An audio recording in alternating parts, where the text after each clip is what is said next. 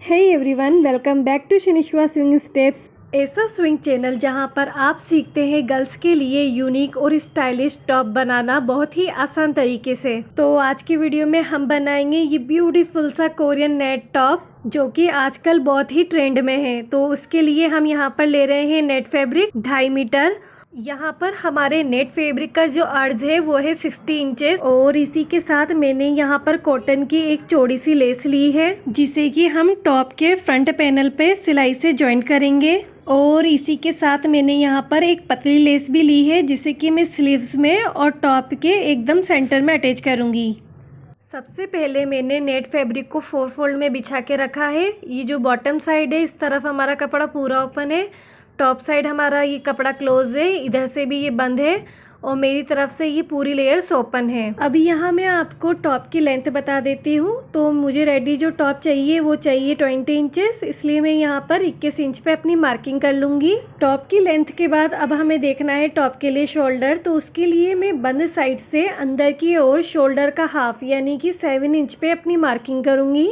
यहाँ shoulder marking के बाद अब हमें आर्म होल के लिए मार्किंग करनी है। तो उसके लिए मैं शोल्डर पॉइंट से नीचे की ओर 7 इंच पर मार्किंग करूँगी। आर्म होल लाइन को स्ट्रेट लाइन से ड्रॉ करते हुए हमें शोल्डर पॉइंट से ज्वाइन कर देना है। यहाँ आर्म होल लाइन को ड्रॉ करने के बाद हमें चेस्ट की मार्किंग करनी है। तो उसके लिए हमें चेस्ट का 4th पार्ट चाहिए होगा। तो मैं 36 चेस्ट के हिसाब से यहाँ पे 9 इंच पे अपनी मार्किंग कर लूँगी और उसके बाद मैं यहाँ पर 1.5 इंच की लूजिंग और 1/2 इंच का मार्जिन रखूंगी। इसके बाद हम वेस्ट के लिए मेजरमेंट देखेंगे। तो उसके लिए शोल्डर पॉइंट से नीचे को मैं 14 इंच पे मार्किंग करूंगी। साथ ही हमें यहाँ बंद साइड से अंदर की ओर वेस्ट के 4th पार्ट की भी मार्किंग कर लेनी है। 34 वेस्ट के हिसाब से मैं यहाँ पर 8.5 पर मार्किंग करूंगी और उसके बाद वापस से मैं 1.5 इंच लूजिंग और 1/2 इंच मार्जिन रखूंगी। अब इसके बाद यहाँ हमें हिप राउंड के लिए मेजरमेंट डालना है। तो उसके लिए मैं टॉप के बॉटम में हिप राउंड का मेजरमेंट डालूंगी।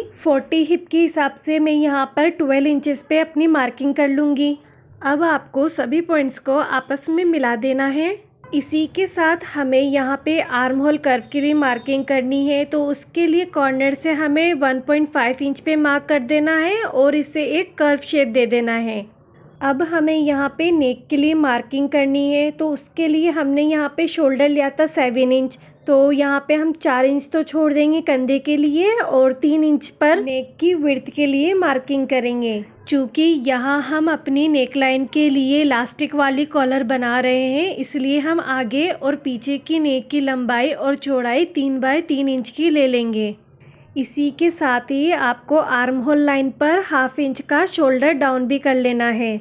और इसी के साथ ही हमारे टॉप की बेसिक मार्किंग कंप्लीट हो गई है। अब हम आगे और पीछे के पल्ले की एक साथ कटिंग कर लेंगे। कटिंग के बाद हमें यहाँ पे अपने टॉप में से फ्रंट वाले पीस को हटा देना है और बैक वाले पैनल को वापस अच्छी तरीके से सेट कर देना है। जैसा कि मैंने आपको बताया था कि हम यहाँ पे अपनी नेक लाइन में इलास्टिक वाली कॉलर अटैच करेंगे। तो यहाँ पे मैं बैक पैनल में एक 3 इंच का कट लगा लूँगी और इस कट को दोनों तरफ से हमें डबल फोल्ड करते हुए इसमें एक वी शेप में सिलाई लगा देनी है। और यहाँ पे हमने अपने कट में फिनिशिंग कर ली है।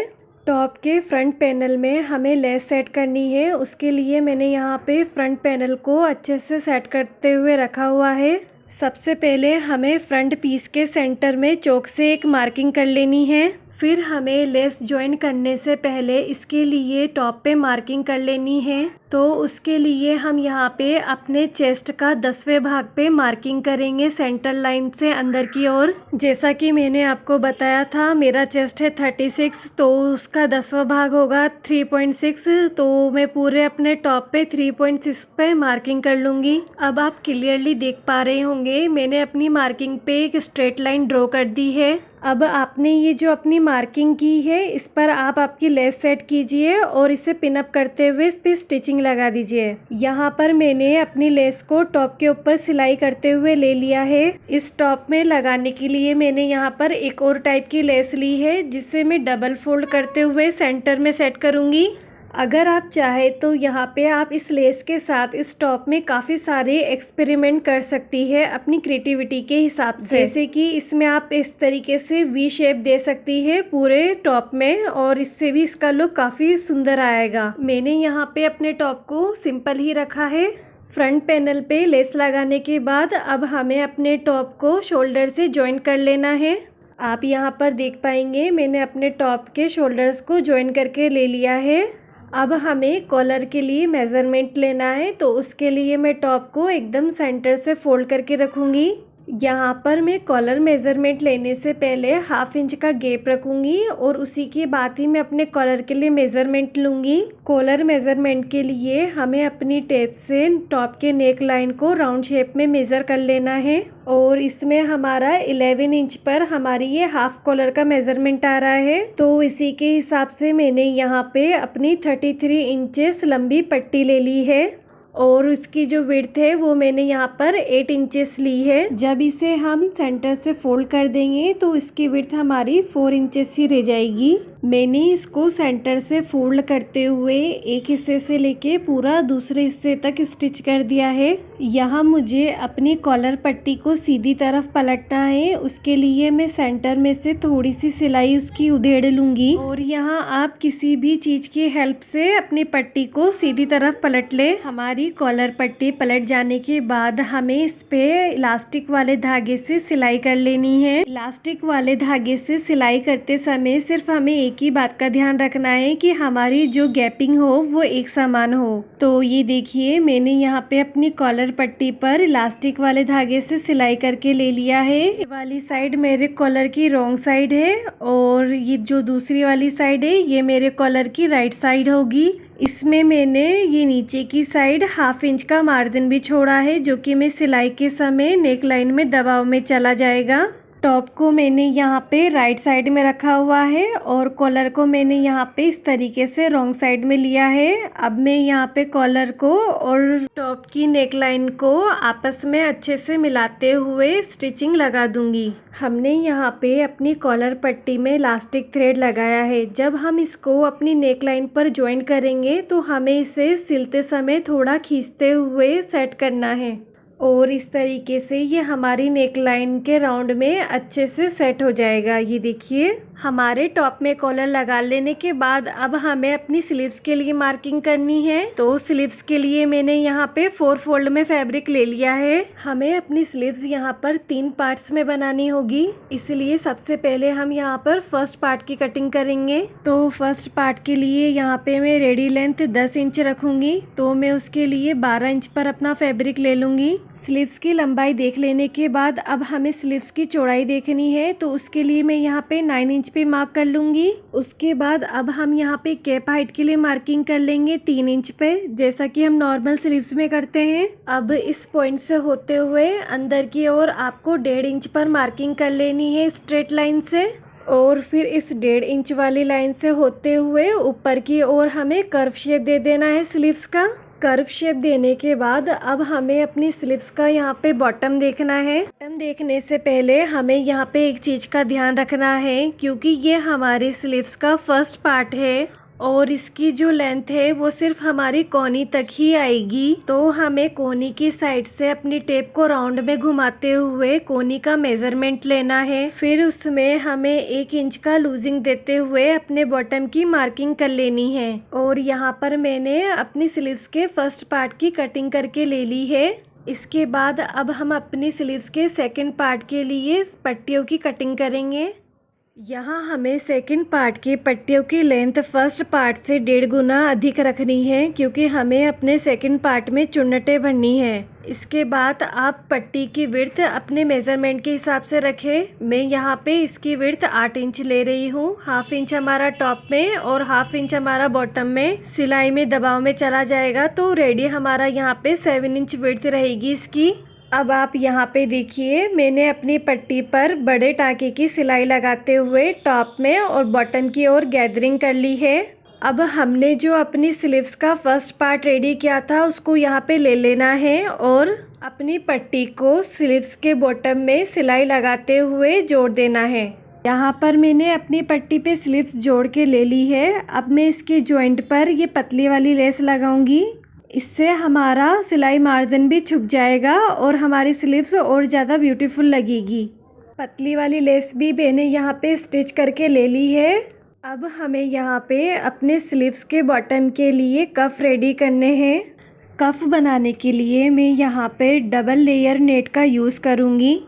यहाँ मैं अपने कफ थोड़े लंबे ही बना रही हूँ, इसलिए मैं इसकी जो विड्थ है वो 8 इंच रखूँगी। और हम लंबाई में नॉर्मली अपने जो रिस्ट राउंड का मेज़र है वो 10 इंच पे डालते हैं, लेकिन मैं यहाँ पर इस पर 14 इंच पर अपना मेज़रमेंट डालूँगी, क्योंकि हम यहाँ पर अपने कफ में भी इलास्टिक थ्रेड से सिलाई करेंगे। अब मैं अपने कफ को आजू बाजू से सिलाई लगा के बंद कर लूँगी। ये देखिए मैंने यहाँ पे सिलाई लगा ली है। अभी हमारा कफ रॉन्ग साइड की ओर है। अब हम इसको राइट साइड की ओर टर्न कर देंगे। अपने कफ को राइट साइड टर्न करने के बाद हमें कफ के ऊपर और नीचे दोनों साइड ही हाफ इंच का गैप छोड़ना है। और यहाँ पे दोनों साइड गैप छोड़ने के बाद हमें अपनी इलास्टिक थ्रेड से इसमें सिलाई लगा देनी है। सिलाई लगाते हुए मैंने अपने कफ को भी तैयार कर लिया है और मैंने कफ के दोनों ओर ही हाफ इंच का मार्जिन रखा है। ये देखिए, ये कफ की राइट साइड है और इस तरफ मेरे कफ की रॉन्ग साइड है। दोनों ही साइड से हमारे कफ फिनिशिंग से तैयार हुए हैं। अब हम अपने तैयार किए हुए कफ को अपनी रेडी की हुई स्लीव्स के बॉटम में जॉइन करेंगे। तो दोनों ही कफ को मैंने यहाँ पे स्लीव में जॉइन करके ले लिया है और पर्सनली मुझे ये दोनों स्लीव्स काफ़ी सुंदर लग रही है। अब हम अपनी इन स्लीव्स को अपने टॉप की बॉडी में जॉइंट करेंगे। जिस तरीके से हम अपनी नॉर्मल स्लीव्स को टॉप में जोड़ते हैं, उसी तरीके से यहाँ हमें अपनी नेट स्लीव्स को और टॉप को जोड़ लेना है। और हमने यहाँ पे अपनी नेट स्लीव और टॉप को जोड़ते हुए ले लिया है। ये देखिए, अभी हमें अपने टॉप में फिटिंग की सिलाई लगानी है। उसके लिए मैंने टॉप को यहाँ पे उल्टा करके ले लिया है। यहाँ पे मैं फिटिंग सिलाई देने से पहले दोनों पल्लों को बराबर मिलाते हुए पिनअप कर लूँगी, ताकि मुझे सिलाई देने में आसानी रहे। आपको याद होगा जब हमने मेज़रमेंट लिया था तो सिर्फ हमने हाफ इंच का ही मार्जिन छोड़ा था, तो मैं यहाँ पे हाफ इंच का मार्जिन छोड़ते हुए ही सिलाई लगाऊंगी। और हमने यहाँ पे अपनी टॉप में फिटिंग की सिलाई लगाते हुए इसको ले लिया है। ये देखिए, मैंने सिर्फ यहाँ पे हाफ इंच का ही मार्जिन रखा है अपने पूरे टॉप में। यहाँ पे मैंने अपने टॉप को राइट साइड और टर्न कर लिया है। अब हमें अपने टॉप में बेल्ट अटैच करने का काम करना है। बेल्ट के लिए यहाँ हमें टॉप के बॉटम का मेज़रमेंट लेना होगा, तो मैं यहाँ टेप को सेंटर में रखते हुए पूरे टॉप का राउंड में मेज़रमेंट लूँगी। तो हमारे टॉप के बॉटम का मेज़रमेंट यहाँ पे 49 इंचेस आ रहा है, तो हमें 49 इंचेस की बेल्ट रेडी करनी है। यहाँ पर मैंने बेल्ट के हिसाब से अपने टॉप के मेज़रमेंट से 1.5 गुना लंबी स्ट्रिप ले ली है।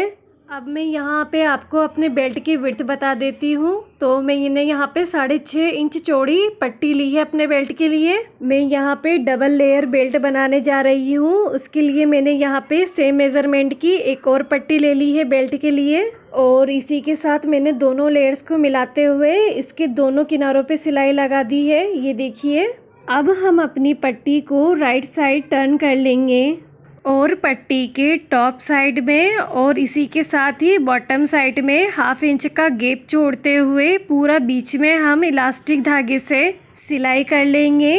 जैसे हमने स्लीव्स में कफ बनाते समय किया था, उसी तरीके से हमें यहाँ पे पूरी अपनी पट्टी में शेयरिंग कर लेनी है।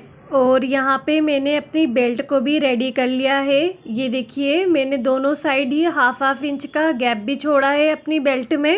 ये हमारी बेल्ट की राइट साइड है और इस तरफ हमारी बेल्ट की रॉन्ग साइड है। देखिए, काफ़ी लोगों को इलास्टिक धागे से सिलाई करने में परेशानी आती है। लोगों का कहना है कि शेयरिंग करने के बाद उनका धागा आसपास से टूट जाता है। तो उसके लिए आप यहाँ पे एक सिंपल ट्रिक्स फॉलो कर सकते हैं। जैसे कि मैंने यहाँ पे अपने धागे को स्क्वायर में स्टिच किया है। अपनी सिलाई को उतारा नहीं है, बल्कि कंटिन्यू में करती गई हूँ। उसी तरीके से आपको इस तरीके से स्क्वायर में स्टिच करना है। इससे आपका धागा नहीं टूटेगा और इससे आपकी सिलाई में भी फिनिशिंग फिनिशिंग आएगी। बेल्ट को टॉप में जोड़ने के लिए हमने बेल्ट में जो 1/2 इंच का मार्जिन लिया था उसी को टॉप में रखते हुए हम इसके राउंड में स्टिचिंग लगाएंगे और फिर अपने बेल्ट को पलट देंगे।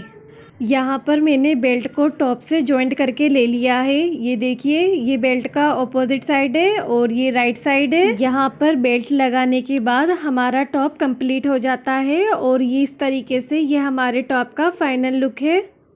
होप सो आज का ये वीडियो आपको पसंद आया होगा। मुझे कमेंट करके बताएं आपको ये टॉप डिज़ाइन कैसे लगी, और ऐसे ही यूनिक और स्टाइलिश डिज़ाइन के टॉप देखने के लिए हमारे चैनल से जुड़े रहे। मिलते हैं नेक्स्ट वीडियो में एक नए टॉप डिज़ाइन के साथ। तब तक के लिए बाय बाय।